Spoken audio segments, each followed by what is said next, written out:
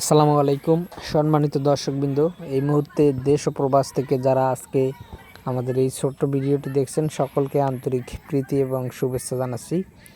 দর্শক, স্ক্রিনে যে ঘাসটি আপনাদেরকে দেখানো হচ্ছে এটি মূলত ইন্দোনেশিয়ান স্মার্ট নেপিয়ার ঘাস। দর্শক শ্রোতা, এই ঘাসটি অন্যান্য ঘাসের মতো অনেক বেশি লম্বা হয় না, তবে এই ঘাসটি খাটো হয়। খাটো হলেও নিচ থেকে অনেক বেশি চারা কিন্তু এই ঘাসে হয়ে থাকে।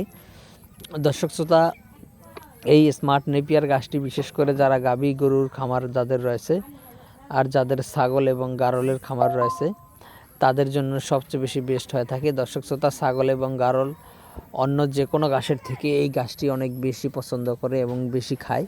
পাশাপাশি গাভী গরুকে এজন্য খাওয়াতে বলি যে এই ঘাসটিতে প্রোটিন বেশি থাকার কারণে এই ঘাসটি গাভী গরুকে খাওয়াতে পারলে গাভী গরুর দুধ অনেকটাই বৃদ্ধি পায়।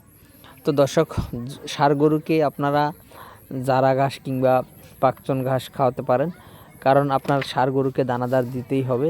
দানাদার না দিলে কিন্তু গরুর গ্রোথ আসে না। সেক্ষেত্রে স্মার্ট নেপিয়ারটা যেহেতু প্রোটিন বেশি, সে কারণে এটা গাভী গরুকে খাওয়ালে গাভীর দুধটা বাড়ে। তো দর্শক শ্রোতা, সেক্ষেত্রে আপনারা এটা গাভীর জন্য এবং ছাগল গারলের জন্য চাষ করতে পারেন।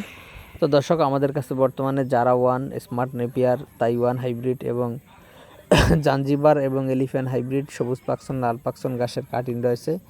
চাইলে যে কোনো ঘাসের কাটিং আপনারা আমাদের কাছ থেকে সংগ্রহ করতে পারেন। সেক্ষেত্রে অবশ্যই আমাদের স্ক্রিনে দেওয়া নম্বরে আমাদের সাথে যোগাযোগ করলে আমরা সারা বাংলাদেশে এই ঘাসের কাটিংগুলো কিন্তু পাঠিয়ে দিতে পারবো।